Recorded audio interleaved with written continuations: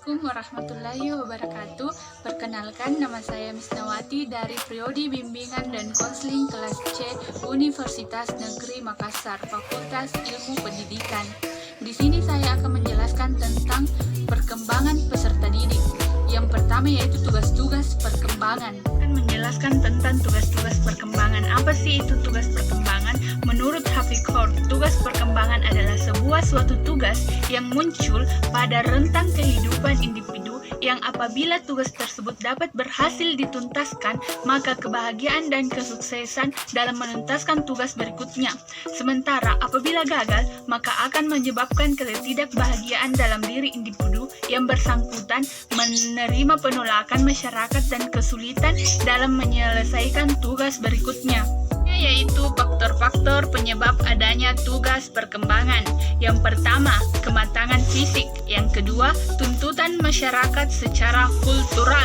Yang ketiga, tuntutan dan dorongan dari cita-cita individu itu sendiri. Yang keempat, norma-norma agama.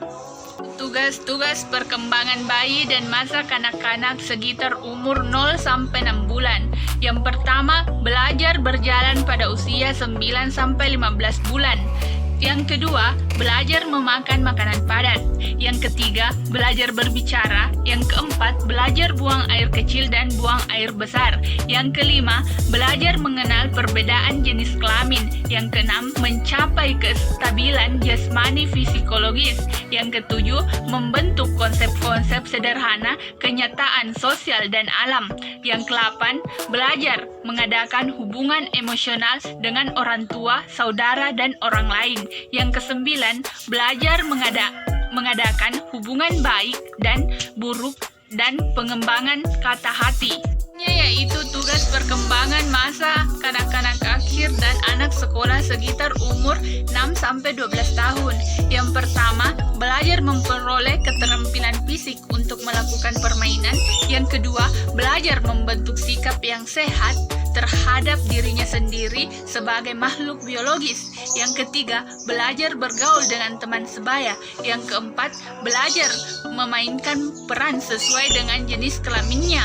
Yang kelima, belajar keterampilan dasar dalam membaca, menulis, dan berhitung.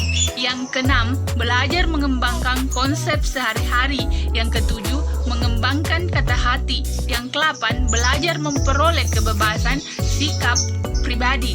Yang kesembilan, mengembangkan sikap yang positif terhadap kelompok sosial. Yaitu tugas perkembangan masa remaja umur 12 sampai 21 tahun. Yang pertama, mencapai hubungan yang lebih matang dengan teman sebaya.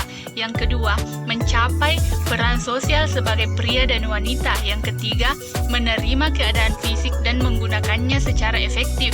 Yang keempat, mencapai kemandirian emosional dari orang tua dan orang dewasa lainnya. Yang kelima, mencapai jaminan kemandirian ekonomi. Yang keenam, memilih dan mempersiapkan karir. Yang ketujuh, mempersiapkan pernikahan dan hidup berkeluarga. Yang kedelapan, mengembangkan keterampilan intelektual dan konsep-konsep yang diperlukan bagi warga negara. Yang kedelapan, mencapai perilaku yang bertanggung jawab secara sosial. Yang sembilan, memperoleh seperangkat nilai sistem etika sebagai petunjuk pembimbingan dalam berperilaku. Tugas perkembangan masa dewasa awal. Yang pertama, memilih pasangan. Yang kedua, belajar hidup dengan pasangan. Yang ketiga, memulai hidup dengan pasangan. Yang keempat, memelihara anak. Yang kelima, mengelola rumah tangga. Yang keenam, memulai bekerja. Yang tujuh, mengambil tanggung jawab sebagai warga negara. 8, menemukan suatu kelompok yang serasi.